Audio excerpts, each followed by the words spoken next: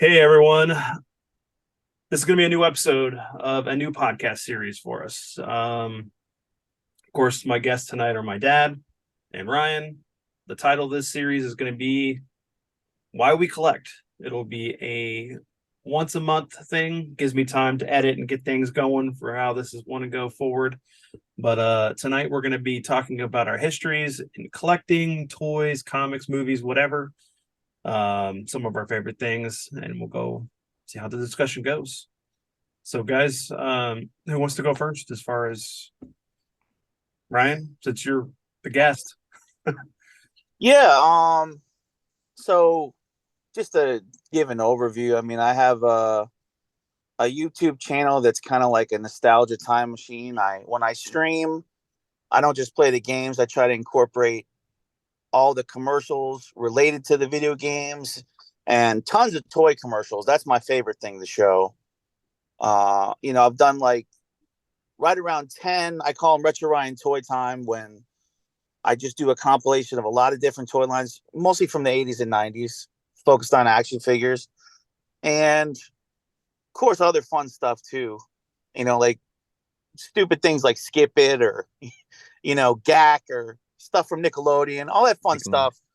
Um, but yeah, and it's nice to talk on a show now that you got here specifically about toys, because that's probably, as much as I love video games and that's what I do on my streams, I could talk about toys for just as long, if not longer. So Mhm. I do that on my RetroRyan channel, and my other side channel I did Super Mega Retro. That's where more of this style of stuff, all the interviews I've done with a bunch of other YouTube channels, uh, focusing on spotlighting people's channels, and most of them were gaming related channels. Some were like somebody's like an author or like a horror collector, but most of the same kind of stuff we'll be talking about here. So those are my two channels. That's just an overview of what I do. And thanks for having me on Yeah, this podcast. I'm excited. Inaugural show. thank you. Dad, you want to go in for you? Well, I'm his dad. Just in case you didn't know, I don't podcast or don't do any of that stuff, but I do enjoy talking. And I've been collecting since I was, as you know, maybe 6 years old. I can remember some of the toys I played with, and I was always one of those kids who meticulously played with this stuff, and I put it up because I wanted to preserve it. And so everything went into a special box. It was always put up, and then I would go nuts when I'd come home, and my little brothers would be in it and playing with them. They're like, you've already lost a gun. Um, and I remember, like I've told my son the story about having all of the Long Ranger figures, with all the horses and then the play sets, and I would keep all that in a nice closet, and I would break that out, me and my brothers, and we would set it up like we were making films. I wanted to be a filmmaker from early on. Um, and so we would act out these scenes. We even did it when I had the Mego Star Trek stuff. We acted it out as if we were actually going to be making a movie. And but I remember one time my dad brought me home some M80s that look little like dynamite sticks. I was like, man, you know what we're gonna do with which Cavendish is gonna go and he's gonna rob the bank. So we had all this little fake tiny money and we were putting it in there and we closed it, and the latch didn't spin. I mean the dial didn't spin, but the latch turned so it would stay closed. And so we got it. We made a little bundle of dynamite, and we came in, and there was Butch Cavendish, and I forgot his other two villains, and my brothers were playing that, and we taped it to the side of the safe, and we lit it, and we made everybody go run and hide behind something, and it goes wham, and it blew the safe up. I mean, literally, there's shards of plastic going everywhere, burnt money flying everywhere, and my this is about the time Butch Cassidy and Sundance Kid came in. And so we'd watch that because my dad took us to go see it, and and all that stuff. But then my brother Gene turns to me and he goes, think you used a little too much dynamite there, Butch. So at an early age, we were doing exactly what you guys are doing now. Well, and you've collected comics and things like that. That you've been You got Comics were a different thing.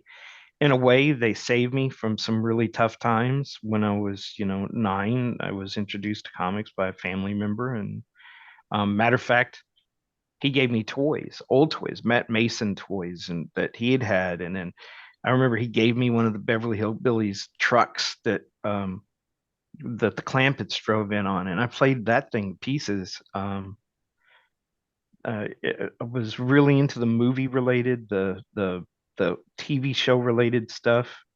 You know, I had all the GI Joes, and me and a friend of mine, we'd get a GI Joe we didn't like, we'd go trade them with each other. And I remember he had the astronaut and the spaceship, the 12-inch, and I had the helicopter from the adventure team. And he was like, we were looking at each other, and he was like, I really like that helicopter. I was like, I really like that spaceship. And so we would trade and then have it. And if one of us wanted it back, we'd always give it back to each other. But, for the most part, then, my dad or mom would walk in and go, where'd you get that? Hmm? What? Where'd you get? We didn't buy that for you. Where did that come from? And they were like, did you steal that? No, I'm not going down to Wilco and ripping off the the GI Joe section. I'm trading with my friend down there. And then, as parents do, they go, my mom and dad would go, which one costs more? What does it matter? I'm playing with this. I'm enjoying it. No, they wouldn't know that I didn't give away the one that was more expensive than the one I got. And I was like, well, let me tell you, the spaceship that looks like the Apollo ship is probably a lot more expensive than the adventure team helicopter that I had. So, and then we had Hot Wheels. We made tracks all over the house. We even had the one that went up the wall, and um, it never worked right. We built train tracks and did a lot of the damsels in distress and the cowboy. So that's why when I watched Toy Story, man, I was just cracking up because that's how it was when we were kids. You know, and we played with our stuff. I was not somebody who collected. I played with them, but I always wanted to take care of them. I just drove me nuts when a piece would be missing. I would just tear a house up looking for something. Well, and You know, that's one of the cool things about being a collector is that you don't start out as a collector. It just starts out as Yeah. you get stuff from Christmas, you get stuff from your birthdays, you make most salons, do some stuff, and then hey, you got $20, you go buy like, maybe 4 or 5 GI Joe figures, and then you have a small collection. And that stuff accumulates. And that's one of the things that I always thought was funny was whenever my friends would come over, or the people I would just meet in school, and they like come over to the house, it was like they'd see my dad's stuff, and then they would see my stuff, and this is so cool. Well, I've never got rid of it. I have it. I took care of it.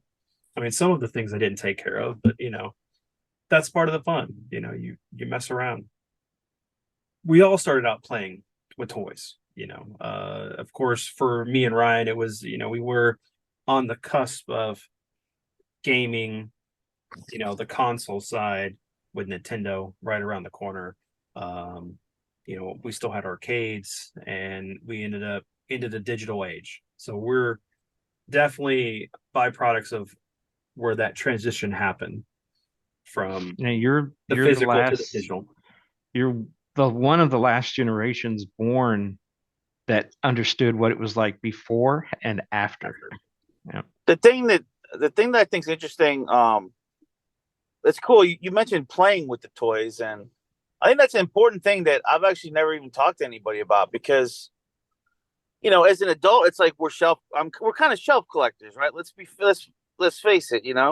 We might pick them up and play with them a little bit, but I enjoy having them to look at in my game room, and I enjoy everything about them, like the sculpts, the art, the design that goes into them, the paint jobs on them, the points of articulation, all that stuff. But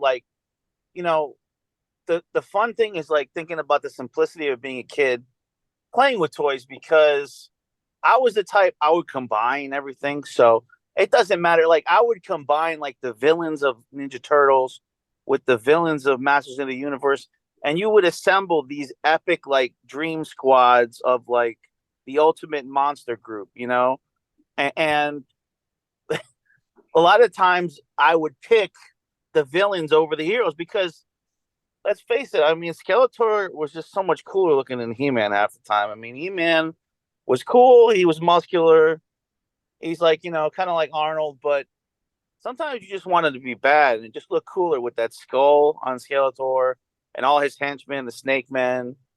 So I would always combine and do these wars. And my favorite place to set them up was obviously it's the basement of the Connecticut house I grew up in. I'd like to set them up on the pool table because it had a little bit of a height to it, and you could set everything up like almost like a movie scene. Yep.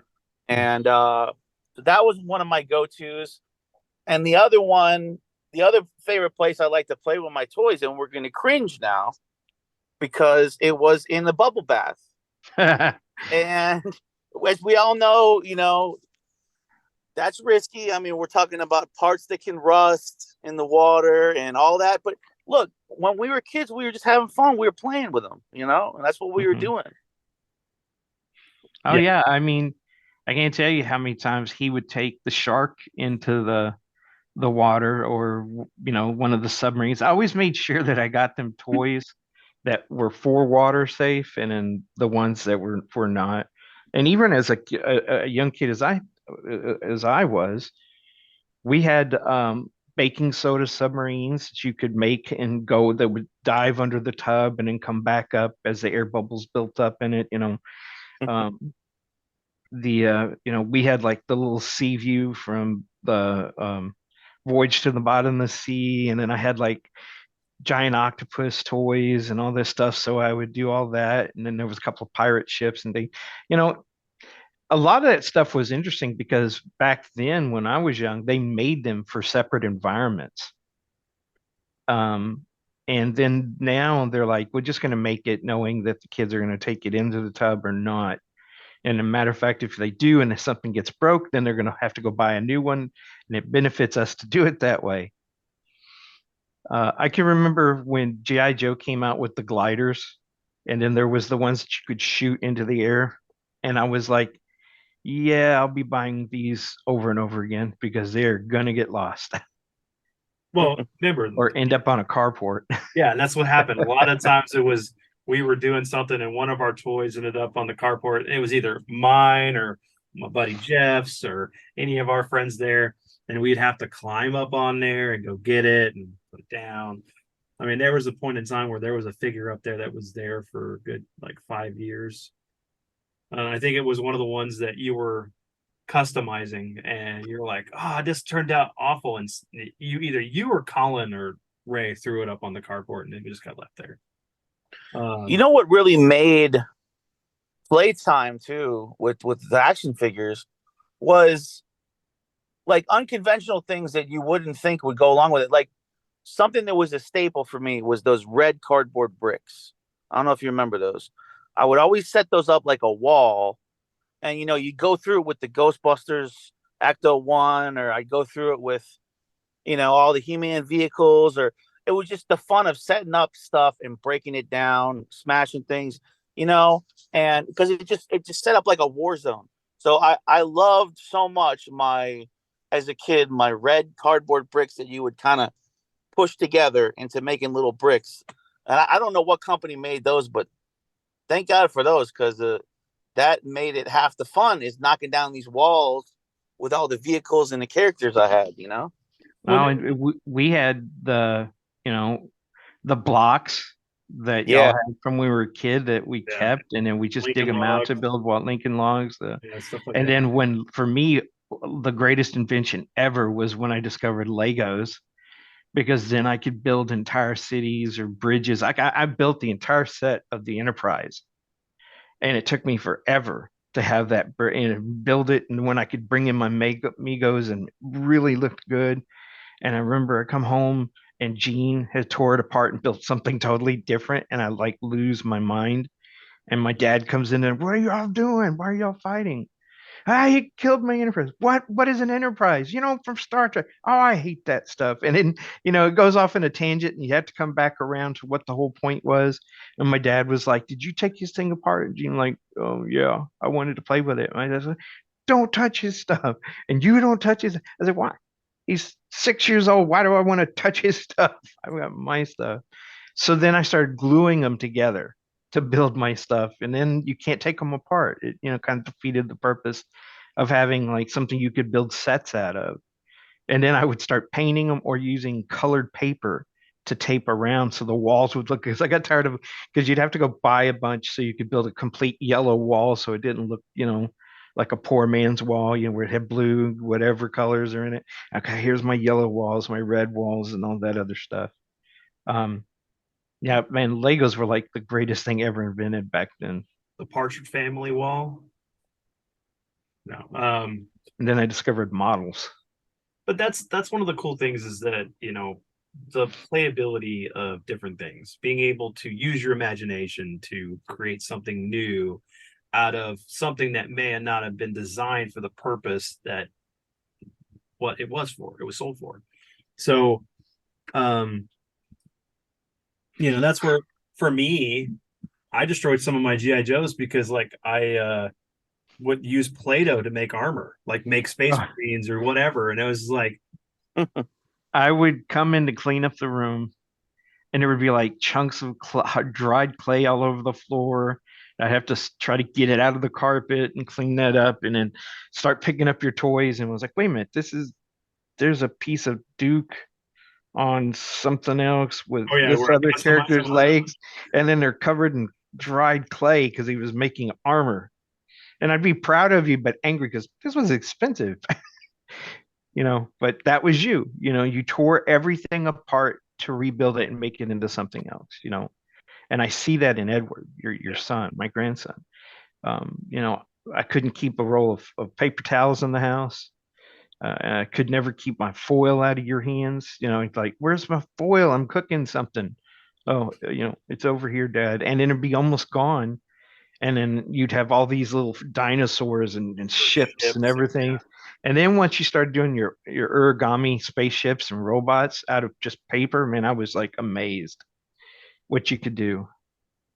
I couldn't get you to do. I remember being very a lot of the toy manufacturers would get my attention in the toy aisle of like KB was my toy store because there wasn't a Toys R Us near me in Connecticut, the small suburbs there. Mm-hmm. The most we had was a KB. Like Toys R Us was way too far, like maybe an hour away.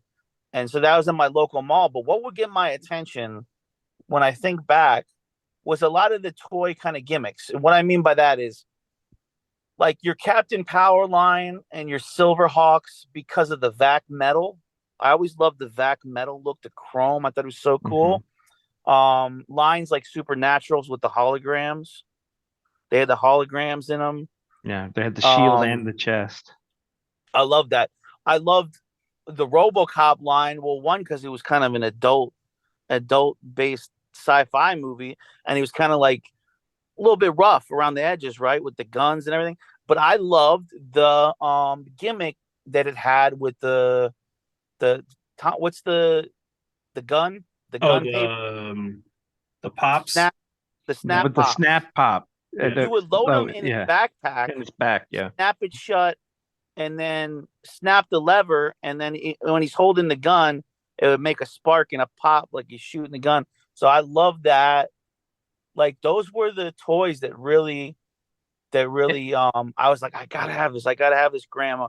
And my grandmother would be the one that always took me there, and she'd be like, I gotta pick out one thing. You know how that is when you got your one toy you can pick out, and it's like, which one do you get? Which one do you get?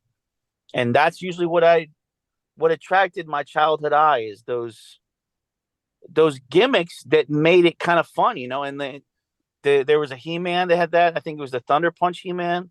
You could load the caps. You had the caps too in those circle. Well, yeah. And that comes back from, I mean, even in the 50s, we had those that you could. We used to have the guns, the rifles, where it was on a belt. It was a paper belt. You'd run it up through a feeder, and so you could just pop them off as you were doing it. The ones for the guns, you had the spiral ring that you put in, and after you ran out of that, you were out of bullets. Yeah. But those were fun. I remember, and they were back in the time whenever we could actually have toy guns, because we didn't have stupid things happening that caused When we were us little, before you even had those, we were picking up sticks that look like guns, and you might get your Mhm. pocket knife out and whittle it down to give it a better shape, and you'd be walking and go, pew, pew, pew, pew. So that's something all kids do, Yeah, But there were some parents who were like, oh, you're glorifying war. No, it's just the old imagination. West. It was something out of history. Kids are playing at it, and if you want, there's always a learning moment anyway. You could use it as a learning moment to help teach your kids about history or whatever. They're gonna gloss over in their eyes and just start to fall asleep and go, "Oh, please stop!" But um, for me, there weren't those toy stores. You know, we would go to Wilco, we'd go to Sears, Montgomery Wards, The Yep. pharmacies had toys.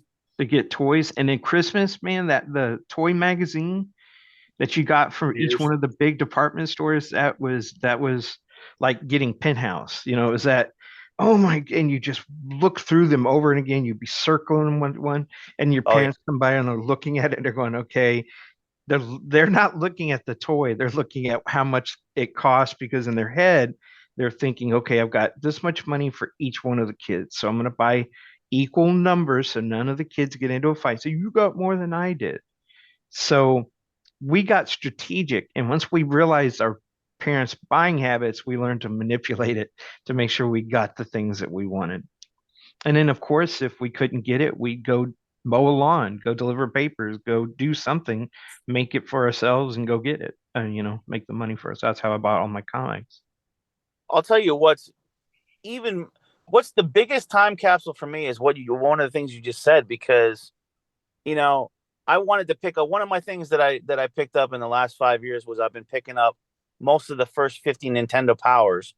As much as that's like a time capsule and a trip for me, the biggest is I've enjoyed flipping through. I think I have like 1990, 1991, 1992, the Sears Christmas catalog. If that isn't a time capsule, I don't know what is. If from everything from the clothing to the alarm clocks to the VCRs, electronics, the Even the massive toy the section phones, the is phones, Yeah. everything. It all fantastic. Yeah, everything is just it's just so the memories in those, and it's such a shame because I think they were done with those by 94 95, right? Once the internet started, or once they they still They were still once, doing them until I think until but like 2002 maybe. It just depended on the department store. and it's come back. You've got Walmart sending out it now. You got Yeah, Target sending it out. yeah. The older department stores are gone. So it's the other ones that kind of picked up after them that have started doing it again. And another thing you guys probably are not familiar with is like green stamps and stuff like that you got when your parents went to the grocery store, got gas, and you filled up books with them. And once you had enough books, you could go and order, and they would have like guitars and other things like that, or you could get toys. Parents could get dishes and linens and all that. And so you'd be saving up for a whole year until you had a bunch of these books. And then once the parents got through getting what they wanted out of it, then they go, okay, you each got this number of books. Go on and see what you wanted. I remember that's how I got my first acoustic guitar, was because of that. Well, and that's the difference too with the books now versus the books back then, is that you could order stuff from the book from like the Sears catalog, versus the stuff now. It's just like, hey, this is just a big giant advertisement for what we could possibly have at this location that you may Yeah. yeah. have to go to other locations to find too. But then you got to worry about all the other collectors out there that are going to be going and hunting for these things, which is kind of right now. We're at least when we're recording this, Target has had their 2 weeks so far of their NECA. Well, actually, it's just their holathon for 2023, and there's been some cool NECA stuff that I've missed out on. And I'm hoping I can find it in store. And when you say that, there's another thing. When y'all were little, I know because I used to drag y'all along with me. Mhm. Um, I would call stores and go, "Hey, do you have this figure? Can you go check for me?" And they would go look. Yes, we have one. Can can you save it for me? Oh, sure. As long as you're here by the end of the day. What's your name? Yeah, it'll be behind the customer service counter with your name on it. And I'd go, okay, guys, we got to go because it got expensive just driving around on these little caravan things trying to hunt for stuff. So I got strategic. So usually Wednesday or Thursday after I was done and we'd eat and everything, I'd start my list and start just calling stores until they closed and then would make my run. But then I would also ask my friends who needs what, what are you looking for? But and it wasn't that easy because man, the old days with the phones, we didn't have. I found my old phone book from 1978, and it has all the old numbers, and it has all the old Toys R Us's, the restaurants, the grandma's work, all these different numbers that I called, and I was like, that's something that doesn't exist anymore. Now it's all in our phones, in our contacts. But you had to build those yourself back in the day. Well, you still do. The but that's one of the things I was going to bring up is that, like, for us, I know the experience for Ryan is going to be different, and for most people, each experience that we grew up with is going to be different. But for us, it was Saturday morning. All right, we're going to go eat breakfast. Cartoons first. Cartoons first. Cartoons first. Breakfast, then heading out to as many Targets, Toys R Us's, KB Toys, because there was two between the two malls, and then it was hit the flea market. Yeah. And usually we did that on Sunday because we would go and just see what we can find at a couple. And we walked. We didn't need to worry about exercise. Because we walked our butts off back then, and then once we got into the mall, there was always places you wanted to go. Ember wanted to go to one, so then we'd end up walking all over the mall because they were never conveniently close to each other. Mm-hmm. Oh, come on, hon, that's clear on the other side of the mall. But I want it. Okay, we'll go. But I remember, like, at Almeida, when we walked in, there was that B. Dalton. Right next to it was KB. On the other side of it was that drugstore slash diner with still had the milk, the guy who made the milkshakes, and they had a hamburger. And then at the back of that, there was toys. Remember? Because we go back there, and there would be the nice toys, and then there were all those cool knockoff toys. Where you had like all the heroes of mythology, and there was the Hercules and all of them, and that's where I found the first set that came out from DC that were DC characters that looked just like He-Man, but it was from Warlord the comic. There was the Machete, the guy with the spike ball on his hand, and there were all kinds of other figures. And then they even had like what was it? It was a Zorro, but he was all beefed out, and the suit was painted on him, but it was all muscular, so you knew that it was like painted over the body sculpt. There was nothing there sculpted to look like a suit, and I remember all that stuff because it's all funny, man. It was just the adventure of finding something new or that you had never seen before. So I have a question. Going back to the cartoons, you had to watch the cartoons before you left, right? Mm-hmm. For me, I'm thinking, as much as I love so many things, like I love Turtles, I love Ghostbusters, real Ghostbusters. But the one that I gotta say made me like try my best to not miss to videotape on the VHS that I had to try to record each episode was X-Men animated series.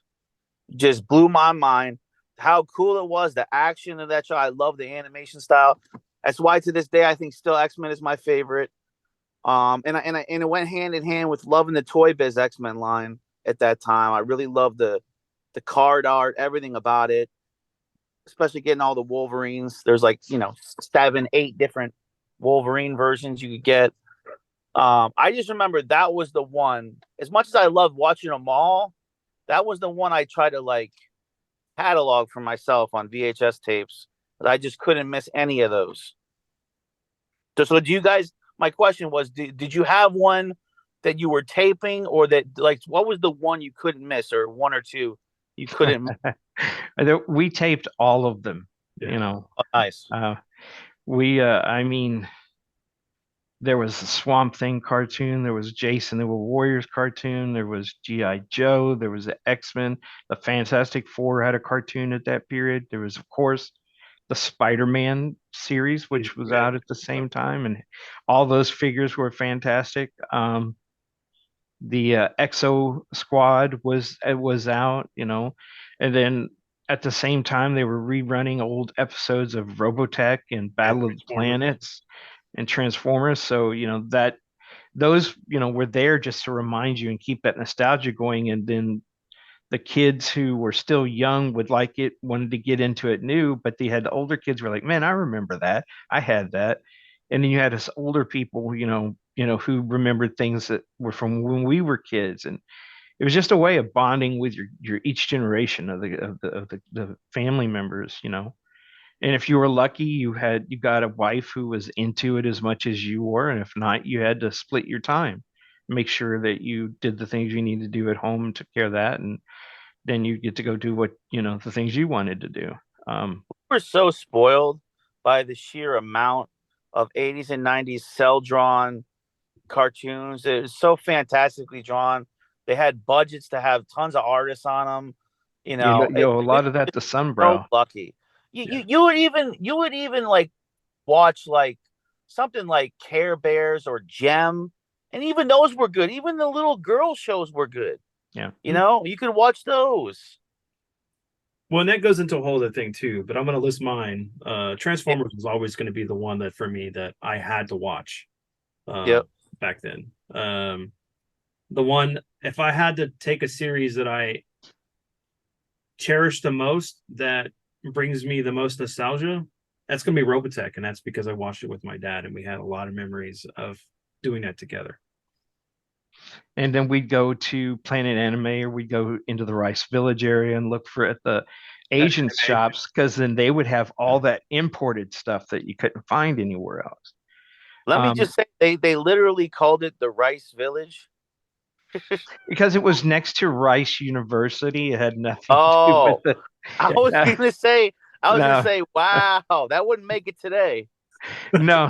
It had to do with this was upscale Yeah. Rice University, but you had all these shops, and they would range from old books, Furniture stores, furniture store, antique antiques, stores.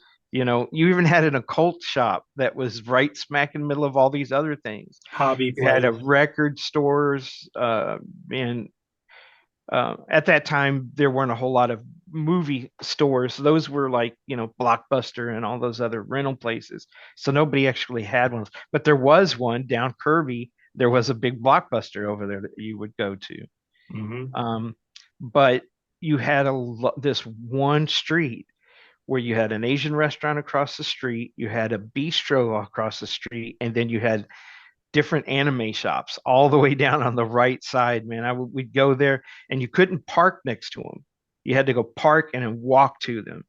And so we'd go and we just hit all the stores as we got to the one we wanted, and then we'd make our trek back. Or we'd stop and get food. There was that one place that had all the stones in it, and all the stuff to make necklaces and Yeah. leather. Tandy leather shop was over there.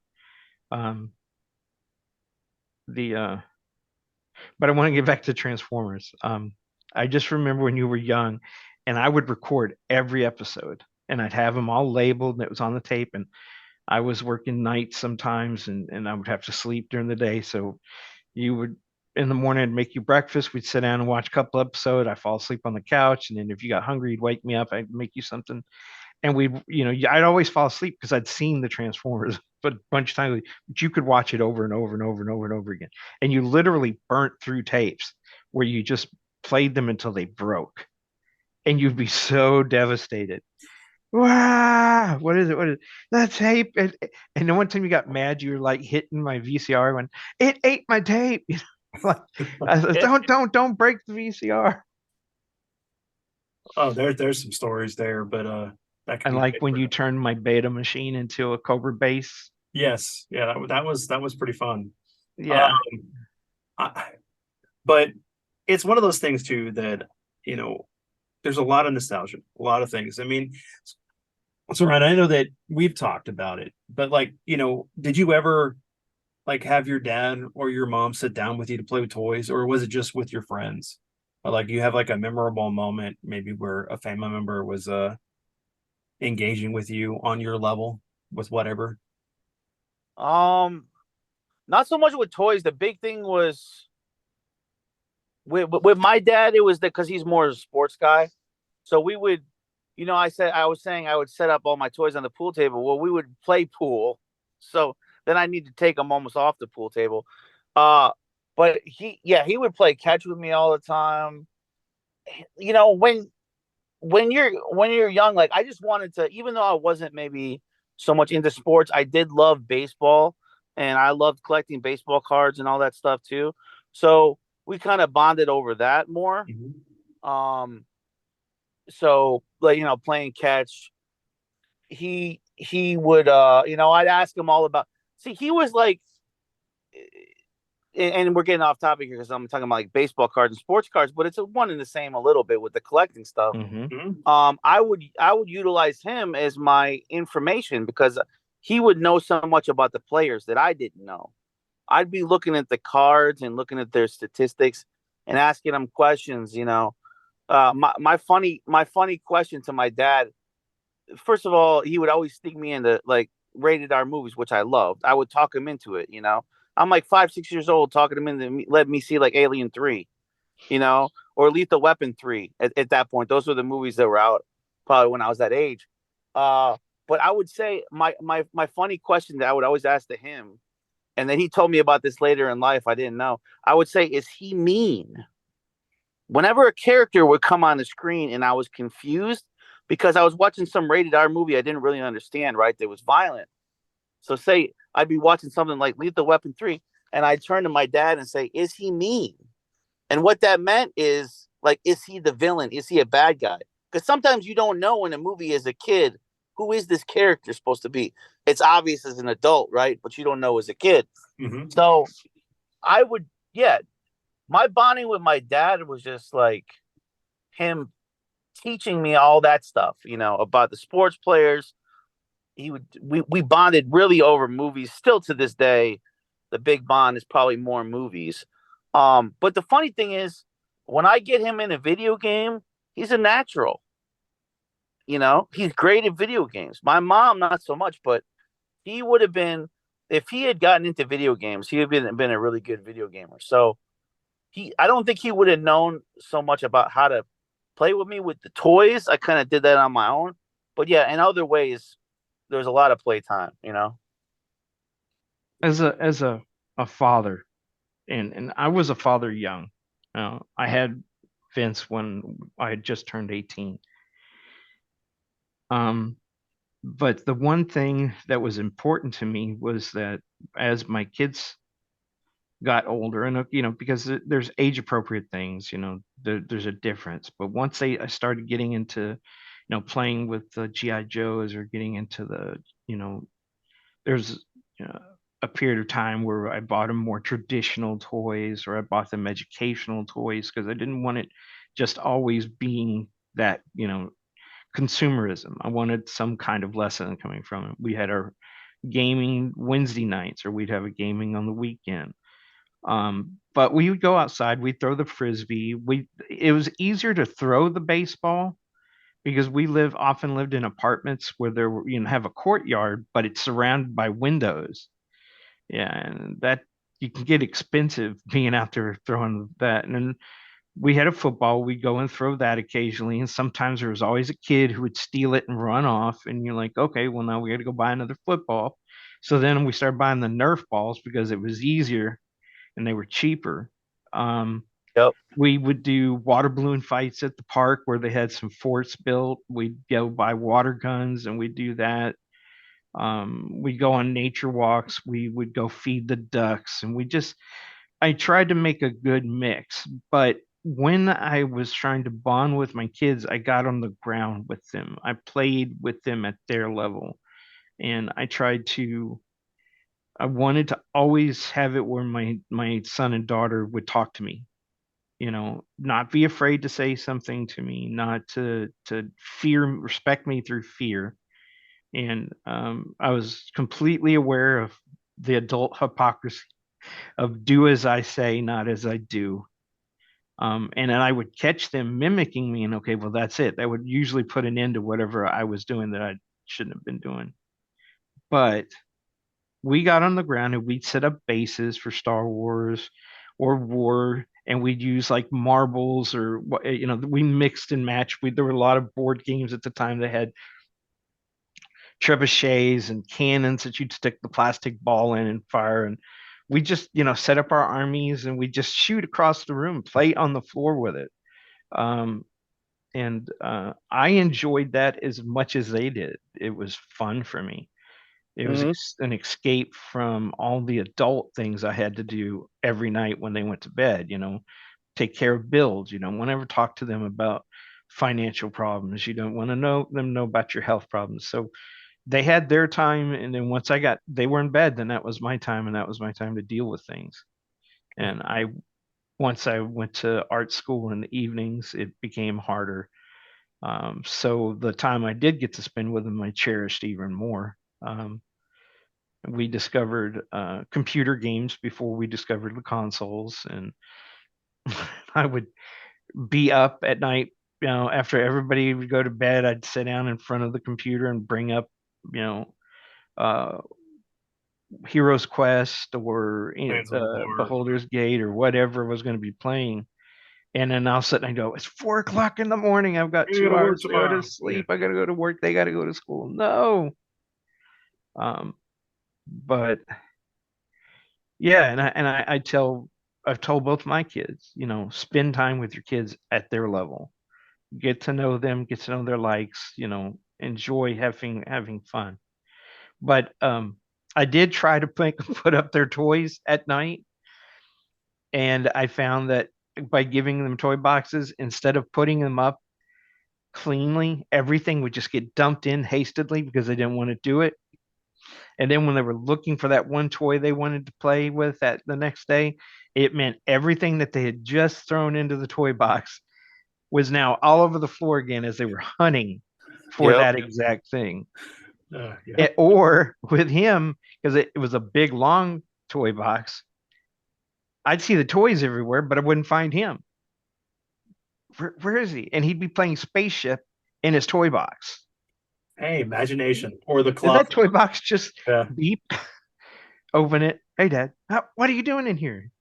At least you didn't come up as like a vampire like this and rise up. Is it feeding time, Father?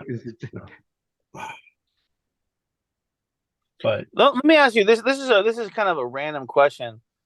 I've had a hard time because I think these might have been like dollar store brands, but I've had a hard time trying to research those Cowboys and Indians plastic ones and just the regular green army men.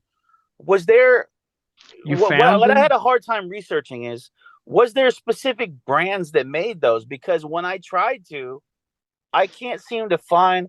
I'm guessing it was just all stuff just shipped from China on an erroneous brand. No, some of that was made here. And how you found them? Oh, I don't remember the brand. But that's what I couldn't find, the brands. Here's the thing you do. Go look up online comic ads. Every comic came with an ad where you could order, and magazines, movie magazines, whatever.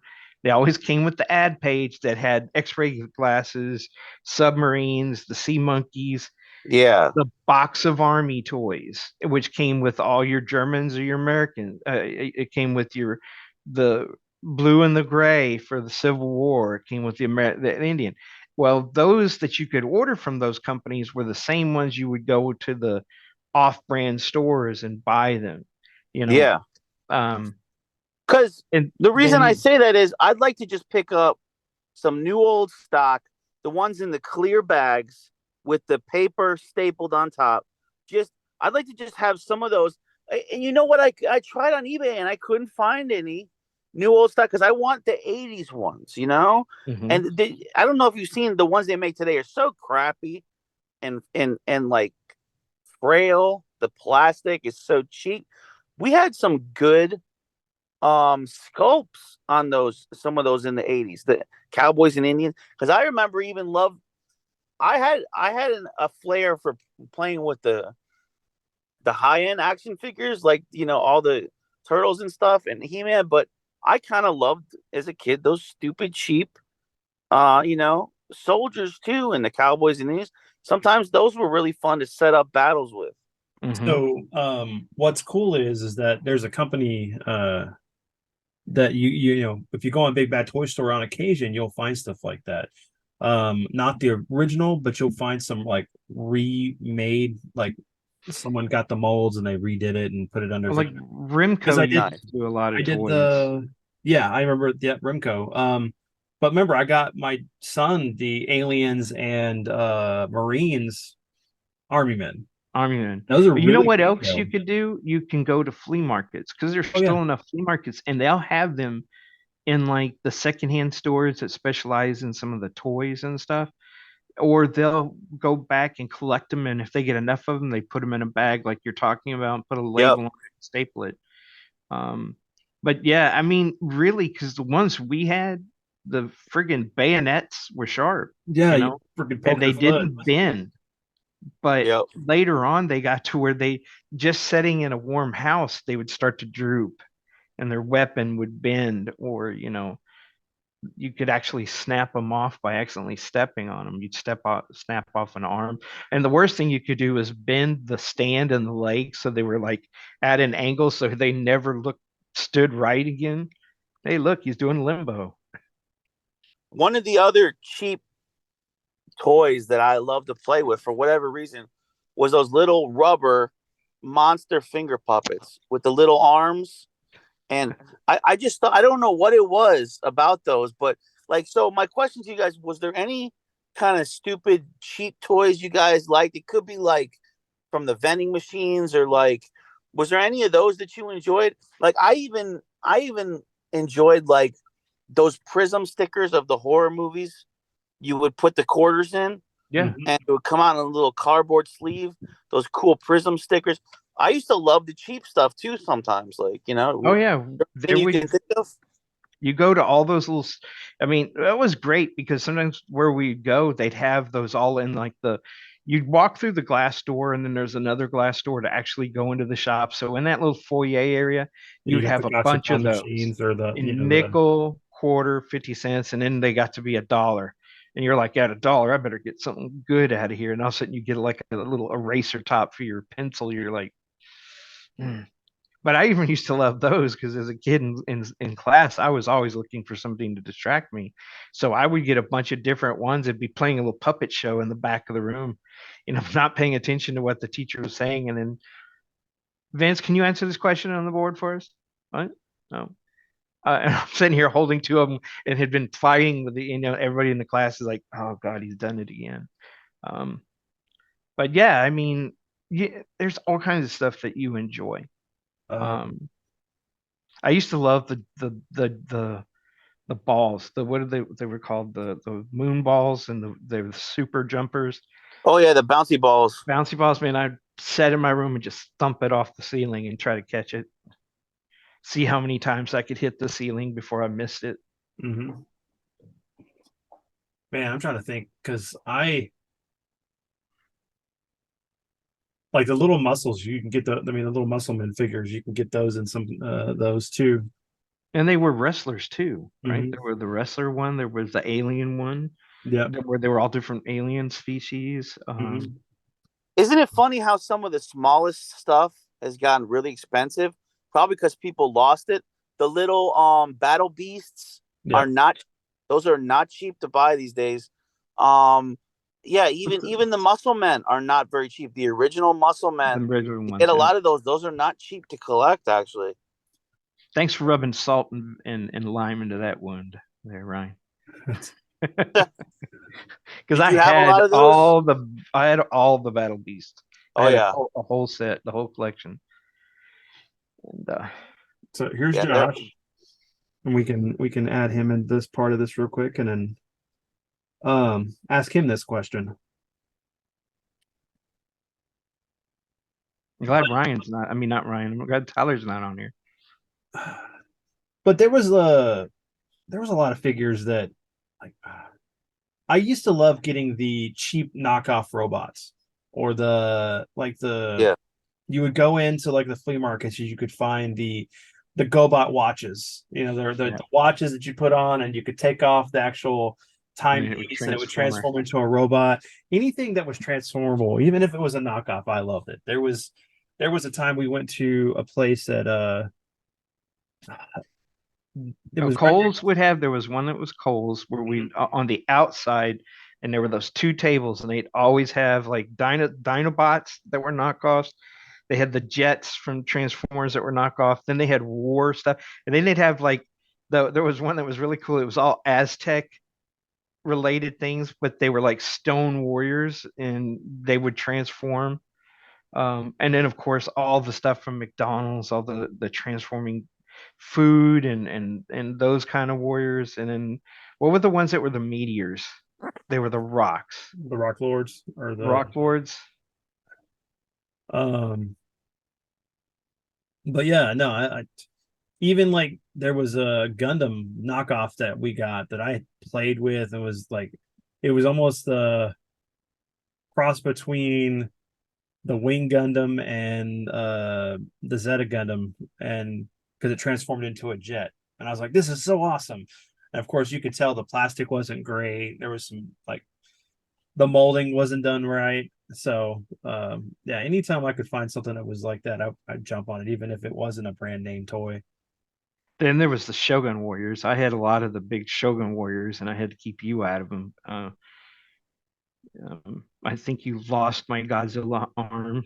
Kept firing it. Yeah. I'm trying to remember what happened. Something happened to Radina. I think one of the legs broke. And I loved having them because they were big, they were huge. And then I remember one time I was over at Colin and Randy's in Tony's house, and all of a sudden he has the small rating that transforms and it's die cast metal. And I was like, where'd you get that? So then I was on a quest to buy die cast toys because they survived, being Longer. played with. Yeah. Well, because a lot of those figures, the Shogun ones anyway, were it was a harder plastic, but they were like hollow. Yeah. They were tubes. So It was just tubes. Yeah. once they cracked and everything, it was over. Um, but welcome, But Josh. think about What's up? remember the Voltron. Remember they actually had the figures that fit into the cockpits. Yeah. You know, What's up? What's up, man? It's a long day. So here's the question. What toys did you like as a kid that were kind of like on the cheaper side, like Army Men or things that you could find that were occupied your time that weren't just like the mainstream toys? Whatever was on sale at KB. Whatever I get for $10. Nice. You were a KB toy store kid too, Josh, because that's all I had near me at the Yeah. local mall was KB. I didn't have a Toys R Us anywhere near me in Connecticut. Yeah. I mean, we couldn't afford stuff, so that's what I got. Barnyard Commandos and oh, I remember those too. shoot, trying to remember what else. Man, there was so much, and I can never get the whole collection of it, but it was just cheap and affordable. I just remember coming over to your house that one time when Jeff took me over for the first time, and you had this just epic battle in the living room, and it was like we instantly became friends. It was like Huh. step brothers, I and mean, yeah, like I don't know, my dad was gone, and I was bored, so I built my own ring for my X-Men, which were like wrestlers. I made belts for them, and it was a box that like I could hide, looked like a regular box, but you flip it over, and I had gold ring post and everything else. You shoestring for the ropes and everything else, and I was having a big ass.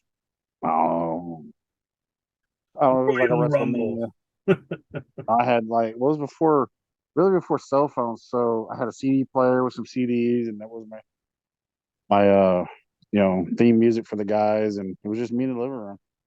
I remember knock on the door that night. I'm like, who the hell is this? And then Open the door, it's Jeff, and then, hey, he's my buddy Vince I was talking to you about. Oh, okay, hey man, how you doing?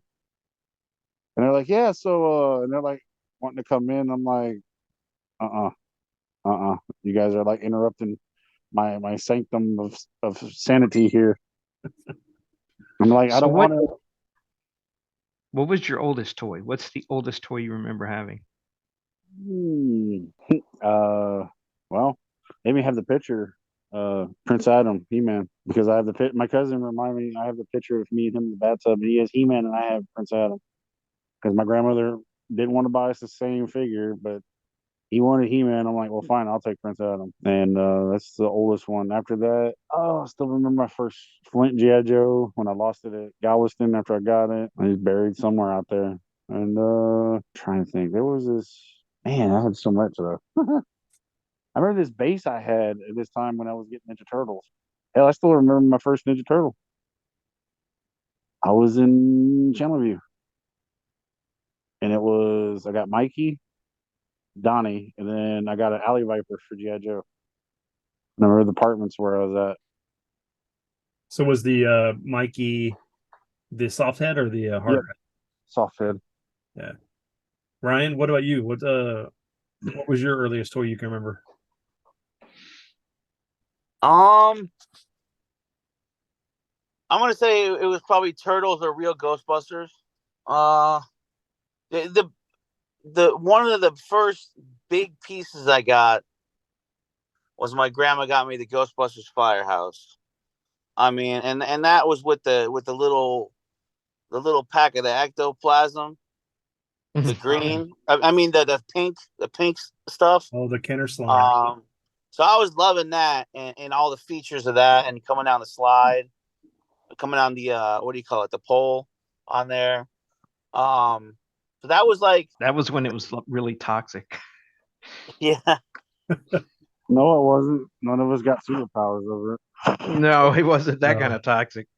But man, I can remember every time I got you one, you always wanted like the Ghostbusters that came with the slime, and I would have to figure out a way to hide it until you lost it.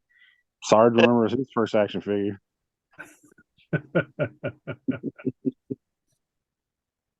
Oh yeah, Sergeant Slaughter. I Baby. remember when he was a wrestler before he was a GI Joe. I remember when he was both a wrestler and a GI Joe. So, Dad, you? My oldest toy. Did you go? Wow. Oh shit! What was that? I'll try to go back to when I lived with my grandmother. Oh Christ Almighty! Probably Major Matt Mason, or yeah, that would have to be my favorite because you had the whole moon base. It came with this guy with they were like in spacesuits, but they had bendy arms, bendy wrists, bendy knees, but it didn't look like flat like the other bendy stuff that you would get at the time. It was like really high end.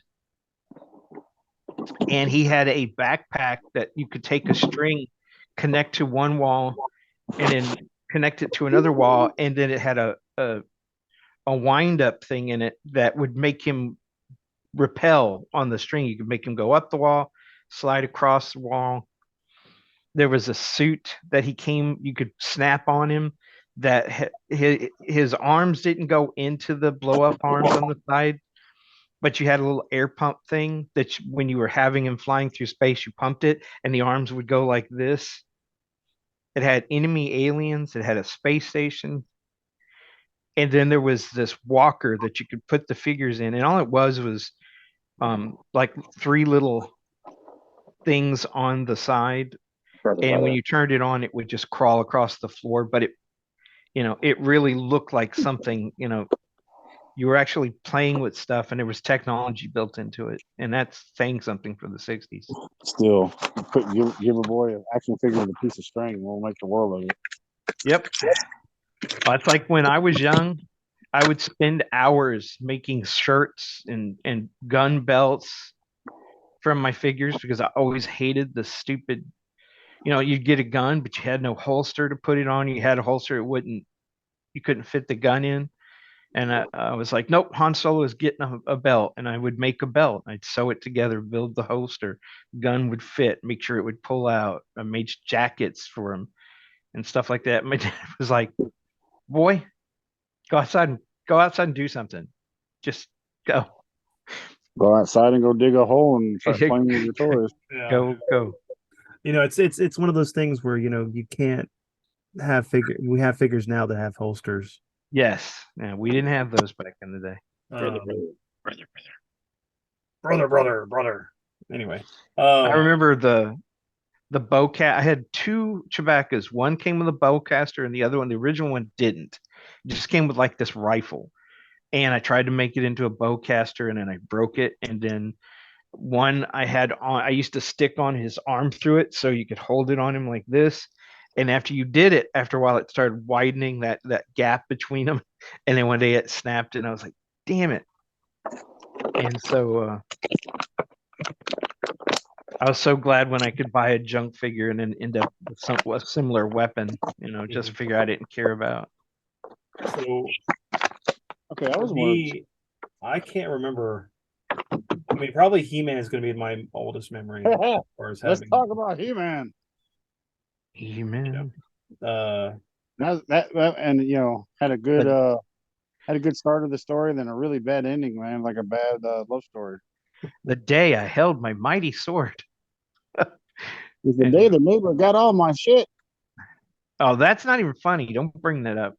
That's why I said it started off like a bad love story. It started off real good. We can bring that up in another episode. We've already talked about that on the main podcast. Yeah, we don't need But to bring the that hurt is still nightmare up again. there. But I mean, because like I know that I believe the first Transformer I got was Bumblebee, and then And Ooh, Transformer, Optimus Prime.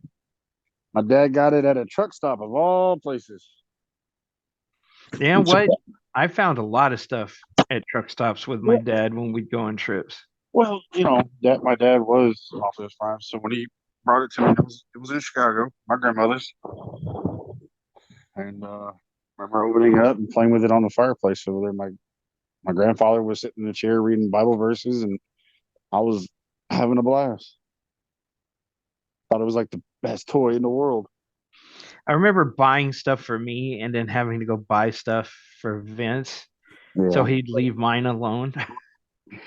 And then I remember one time my arms just mysteriously disappeared from my Optimus Prime. And I still to this day believe a certain person lost his and just came and took mine. I don't remember. Yeah, that's how it was growing up with Vince too.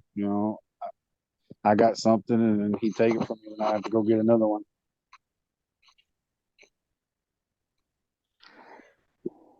Anyway, so Ryan, I'll pose this question to all you guys, and I'll have Ryan start first.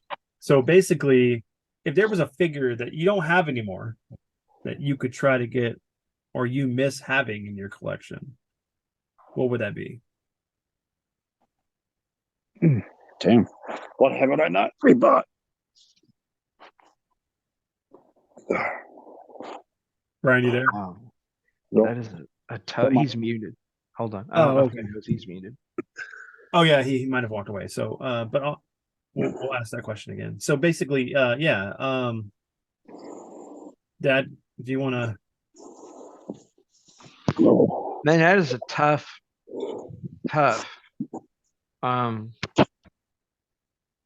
mean, as an adult, what haven't we not tried to rebuy? Well, there's stuff that just doesn't exist anymore, and that when he says that, I'm like, okay, there's still things you can try to find. It's just a matter of money, and I have a limit on what I'll spend. I won't go over that anymore. There was a time I might have done it, but now I'm like, nope. If it's meant to come to me, it's going to come to me. If not, I just wasn't meant to have it. But oh, screw that! I'm gonna buy it. There are things that, like my Robotechs that I used to have, all of the Veritex, all of the Maspuda bikes, and all those. I love those. But there were some older toys that they don't make anymore. some of the older Planet of the Apes related stuff that, you know, they've tried to recreate now. Mhm. My Space 1999 stuff, I would love to have all that stuff back. Okay, mainly you're going to be the main one because you're older, obviously, but you had toys that are a lot older and probably have either gone to special collectors or just, yeah, disappeared because, Well, and, you know, there were comics that I see now, you know, you look online, you go, hey, I remember that. You go back and you look at it, you start looking at the pages, and you start looking at it and you realize they don't exist anymore. If it does exist, I can never get it. Like the Land That Time Forgot, they did Marvel did this beautiful, great movie magazine for it, and it's gone.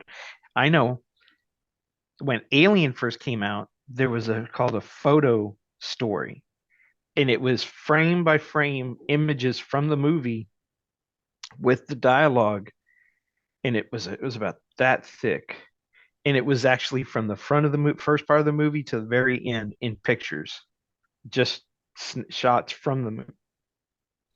I have no idea. I think I sold that a long time ago. Somebody, I needed money, and somebody said they'd give me close to what I wanted, so I had the movie script, the official movie script magazine for the second George Powell War of the Worlds, where they were supposed to go uh, after the aliens died. We were afraid of a secondary invasion coming, so we reverse engineered the technology and we built warships and we were going to Mars to kick some butt. And there were even test footage shots in it where they were filming parts of it to see how it would look.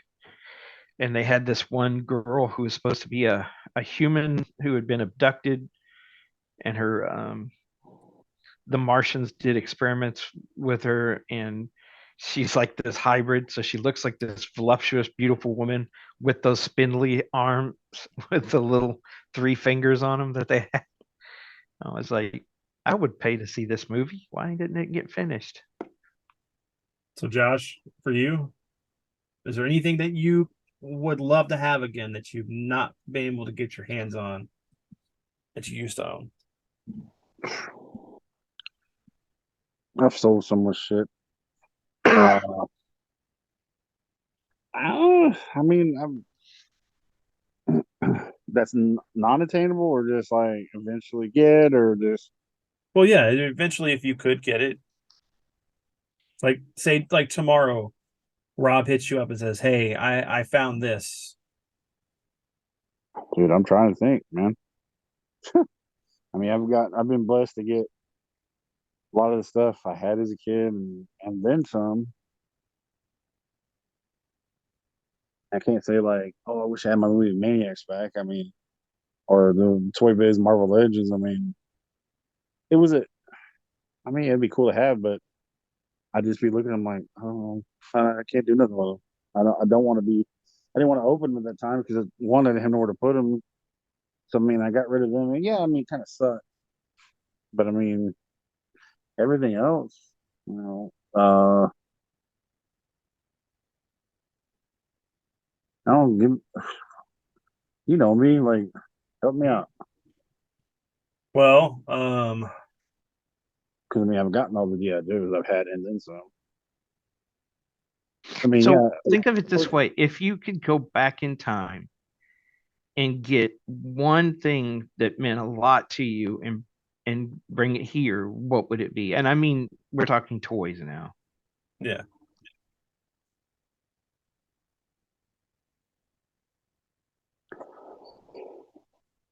I really don't know. because I mean, I know for me, the one thing that comes to mind that I'd love to be able to have again, it was the Matchbox Rick Hunter Veritech that couldn't transform. Yeah.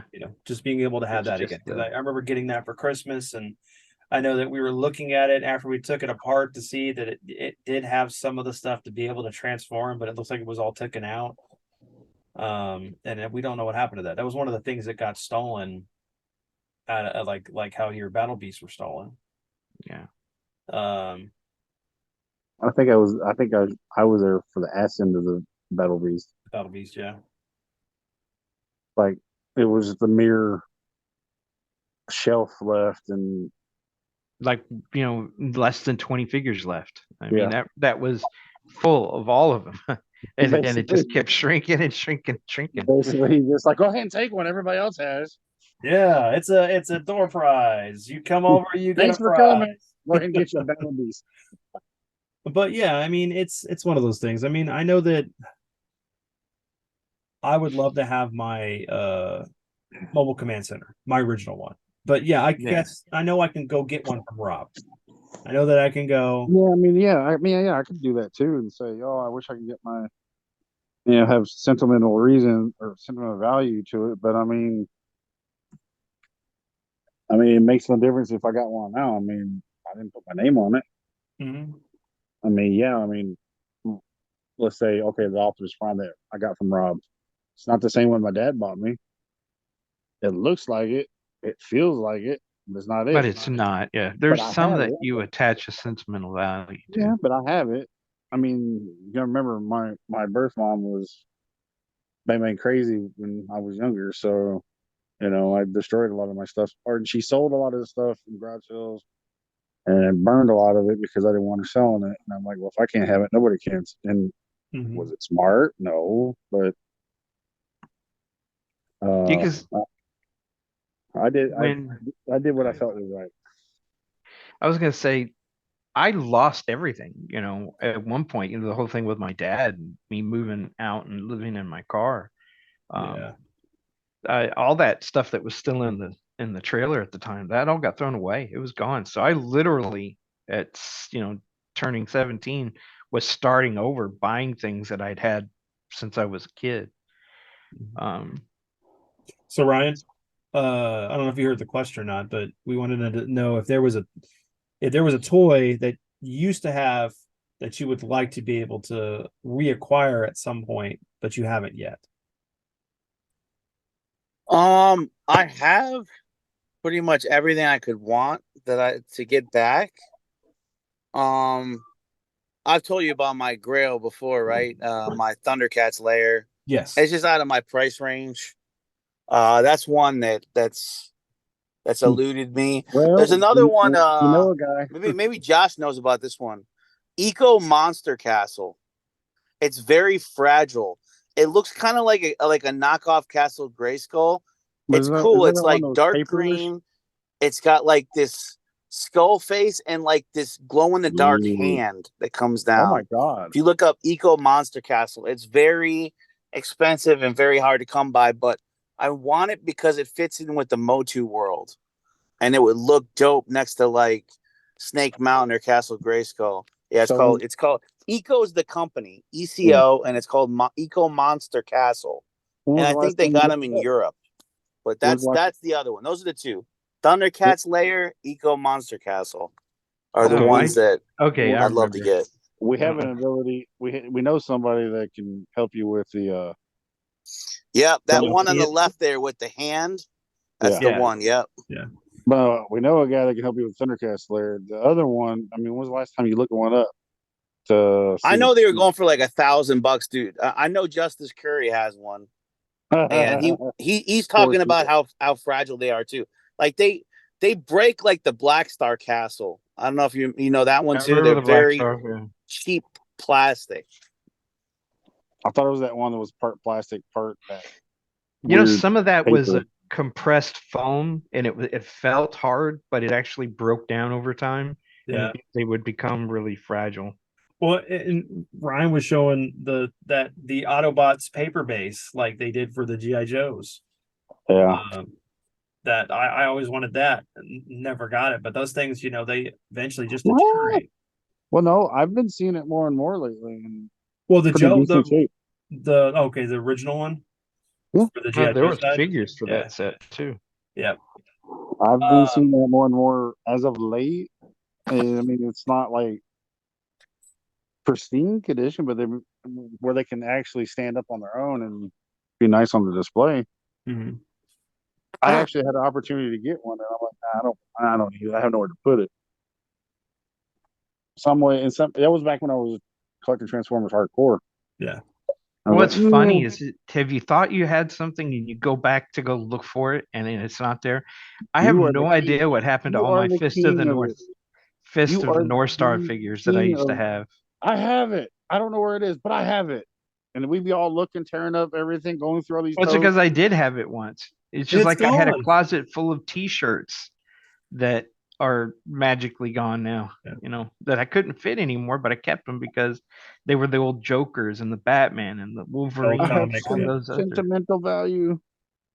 Well, hey, it's a motivation to like get in shape again so you can wear those shirts. I got a whole closet of that. I'm in progress.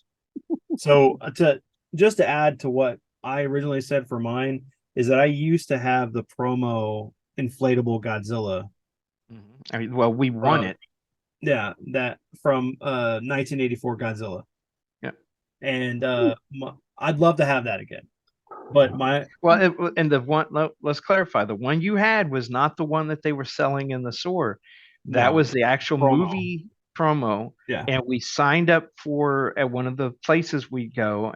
And I remember we got the phone call and said that we won, and we went and picked it up, brought it home, and it stayed in your room for a long time. So Colin decided he was going to fight Godzilla karate, and he took the arm off. And he was like, he comes in and he's like, we gotta fix this before Vinny sees it. And I'm like, what do you mean? What's wrong with it? Went in and it was right there at the seam. There's no fixing it. There's And ways so, now, but not well, back. back then I didn't have it, and so then I'm trying to call, see if anybody has it again, you know. And then we had to tell you, and you were not happy. I had a grudge for a while. Not a grudge against my uncle, but still I was angry. I was like, I want my Godzilla. But yeah, that'd be Because the it was really detailed too, man. It was really good. Like I don't know what happened to all of my stand-ups from the theaters. You know what happened? I remember your mom making me take out the Dark Man one. She just was tired of looking at it. Because it had the girder on it where he's standing on it and he's got like the here and he's going to be swinging off it. My Conan one, I don't remember what happened. I don't remember what happened to my Star Wars or any of it. The Empire Strikes Back Darth Vader standee That Colin and my brother stole for me. Yeah. But let's get into some things about modern collecting just for a little bit, and then we'll wrap up the episode. So, how do y'all feel about how the market's going right now with Hasbro, NECA not meeting enough of the demand for their more popular figures, versus like Mattel, who's just pumping out He-Man figures like nothing. You can Mhm. find anything you need. And McFarlane, and they're all McFarlane. doing it meeting a good price point. They're not doing like what Hasbro and some of these other companies are doing, where you know it's coming out be out of people's price range at the very beginning, and then they do a limited runs. They make an artificial demand, and then once they're out of stock, you know they're moving on to the next thing. And so if you missed it, you're never going to get it unless you luck into one somebody who's my wife told me I got to get rid of all my toys. I got to move out, and then all of a sudden you can find one. Yeah. No, you're not wrong. Everything's gone up. It's just, and then they make things short cased, and then people go after the short cased items, and then they'll grab everything else and be like, "Oh, well, that's all that was there. Oh, I'll be selling these. PM me for price." Like, oh yeah, I love that. Well, Well, and then they do like the Dungeons and Dragons figures from the old cartoon show. yeah, They look good. They're not overly detailed, so they shouldn't be costing that much. But they're costing the same as what we're playing for classic GI Joe, classified. So that's a bother to me. And then when you get them out of the box, they're so stiff, and even heating them or using the oil on the joints, people are still breaking them. Yeah, they're worse than So what the NECAs were doing when they first started doing the turtle stuff, where you'd be afraid of opening one of your NECA figures and going, just trying to weaken the joints so you can do them. Oh, I've never there had goes a the arm. problem. I've never had a problem so far. I guess I've been lucky. Yeah, so I got some of them, so because I put it with I have the old when the Blu-ray for not Blu-ray, the DVD for the series came out, and I bought it. And I was like, "Man, that'd be great to have it on my shelf next to the thing." But if I can't take them out of the box, what's the point? And then you can't even put them on display, hang them from the wall because it's just art. It's just a cardboard box. You don't even have a window to look at the figure. I'm not a collector. I like to display them.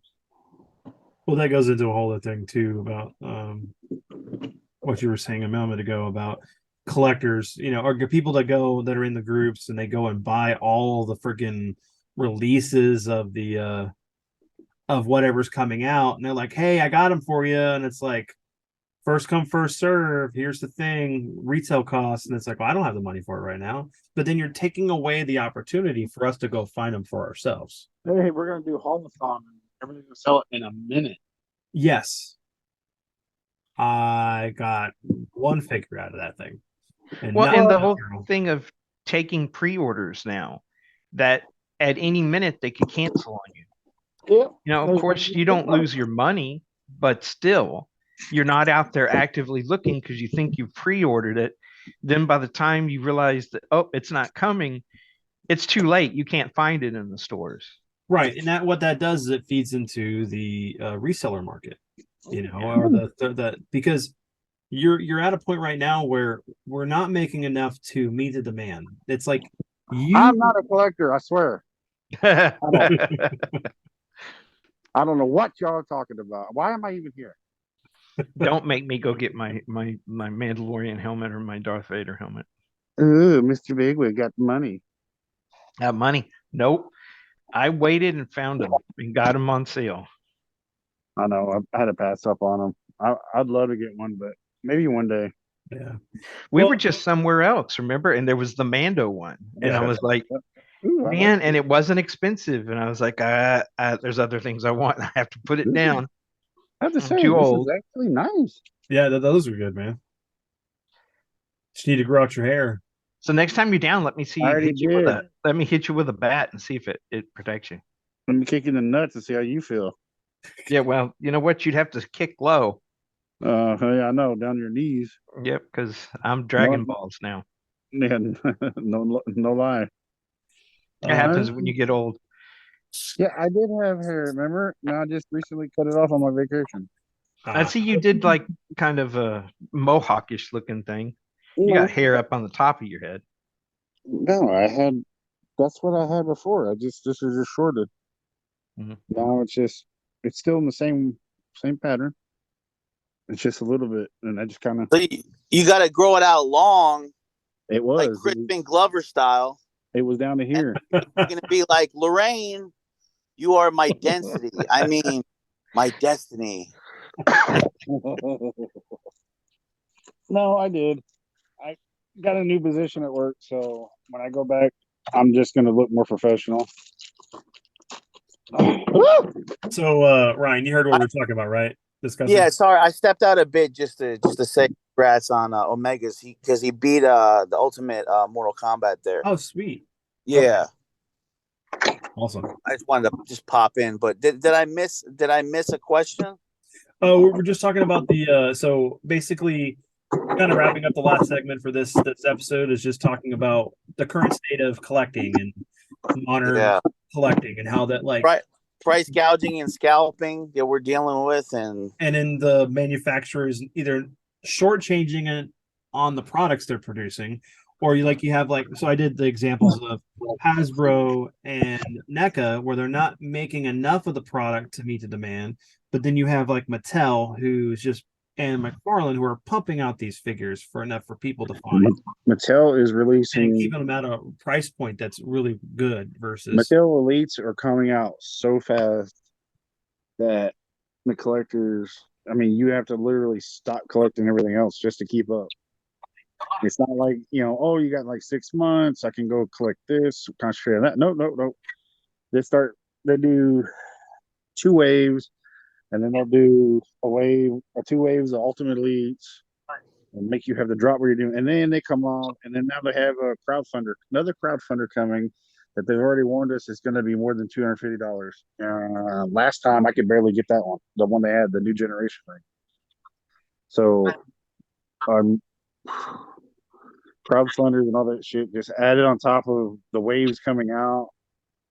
It's just ridiculous. It doesn't make it fun. It ruins the mood. But then I'm like, well, I really don't want to pay, aftermarket for it. So let me go sell my kidney so I can get this. And they knew what they were doing because this all started before we saw the decline of toy stores. We Mhm. saw them already marketing towards the direct to like comic shops and specialty stores, As soon where as they that were shit getting happened, they got us all by the nuts. exclusive releases first. Mm-hmm. And you're like, oh wow, it came in and it's $200 and it just came out, off the assembly line. Or it's a convention exclusive. Yeah, those kill me because okay, there's the set you're talking about, son, the one that had the Micronauts and that one box set that had all those different The comics. crossovers, Hasbro crossover Yeah. line. Yeah. I've never even come close to even holding one in my hand. Rob's had many. Will be the theme of the next one you do. Oh, for the next episode? Oh. Yeah. Don't know yet. I got a month to decide. We'll figure it out. I'm thinking, maybe we can go into comics, or films, whatever, just whatever we want to go. Yeah, because you're doing why we collect. It could be anything. If you collect Mhm. movies, comics, toys. Why don't we do And so- another toy one? That way we We can could. get a couple of toys that we actually really appreciate. You can talk about toy lines. Oh yeah, I say like we get on here and we all get a couple of our figures that we really impressed with and just talk about it. Yeah. Did anybody on here do modeling or created their own figures or? Josh is doing some modeling tonight on no shirt.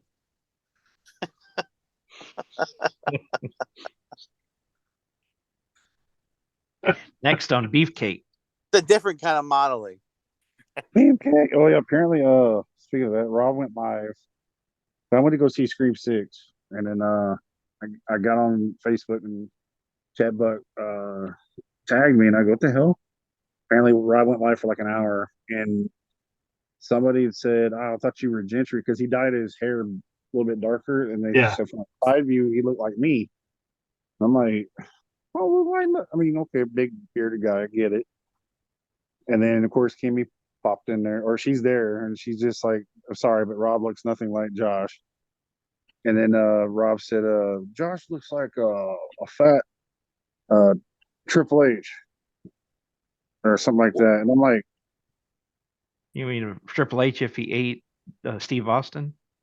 he said a fat Triple H. How much detail do I have to get into? Did you get I ate Andre the Giant just once. Did you get the popcorn bucket for? There's supposed to be a limited edition. They were sold out. Did it? Damn. Actually I was gonna get it for my date because she's a horror collector. Nope. So yeah, that was an epic fail. The Scream. Yeah. Oh, so Was Cinemark, it- or where'd you go? Cinemark or Tinseltown, Cinemark. Yeah, go 'cause on they to had their one up website, here. because they did that for the Ghostbusters. You could get it from their website if you couldn't get it in the theater. Oh, okay. Well, do you have the Cinemark card? Because it might be in your rewards. Sometimes they have them some of them in there that you can. Oh, okay, yeah. I can look on there, but no, she's a big horror movie. Like that's her thing. She loves wrestling and that. That's how we kind of met on Nerds of Anarchy. And she just caught me out of the blue. I just bought totes because Dollar General's got a sale on them right now, and I got 6 totes. And I was like, all right, I'm gonna start putting stuff away. Hey, you want to go see Scream 6 with me? And I never get to hang out with her. And I'm like, okay. And then we went there Oh. and she saw it and she goes, "Oh, that man, I really want to get one of those." So I'm like, So I want to Mhm. see the new sequel. Like they did Freddy versus Jason. They did "Okay, Predators and Aliens. Well, there's 6 during the Purge. I mean, Scream and the Purge. So the whole movie is people trying to survive Purge night, running from people all dressed up like the Scream character. what is this?" That bullshit. I'm just throwing it out there. My dad's doing his Tall Tales. Oh, I just watched it. Now, okay, it does start off making you think that in the beginning. I will say that. See, But y'all I shouldn't thought, have said anything. You should have made me cop to that because he'd be walking in the theaters going, "Hey, when's that new movie coming out?" What Well, movie? Oh, I'm the pretty one sure with anybody Purge who and did Scream. this probably would have been like, "Oh man, this sounds like a cool idea. We're gonna hear about this." just to let y'all know, it showed it March 22nd. They're playing Godzilla versus Mecha Godzilla 2 with Mothra. Oh, Oh, the they're 93 movie, I think. yeah. Yeah. Was it It's gonna 93? I thought be it was 92. it's gonna Heisei be era. in Hey, theaters. sir. It's gonna be in theaters yet again. So, guys, Vince, Floyd, Josh, appreciate you having me on the show. I got to dip because I'm at work. Got to make rounds, but thank you so much for the opportunity to come on. Been fun talking toys. I hope I can join again. Yeah, thanks. Thanks, Ryan. Thanks, everyone. We can go ahead and close up the Thanks, episode. Ryan. My bad for being underdressed. But all right, everyone. We hope you enjoyed this episode. Stay tuned next month. We will probably talk about our love and our favorite figures. And keep Lots of collecting. love. Keep collecting. Keep collecting, Yep. man. I'm not a collector. No. I don't have a No, habit. that's why he goes shopping every night, every year on Black Friday. Just so I'm a wrestler. I'm not a collector. But all right, everyone. Until then, have a great one. Night, everyone. Later.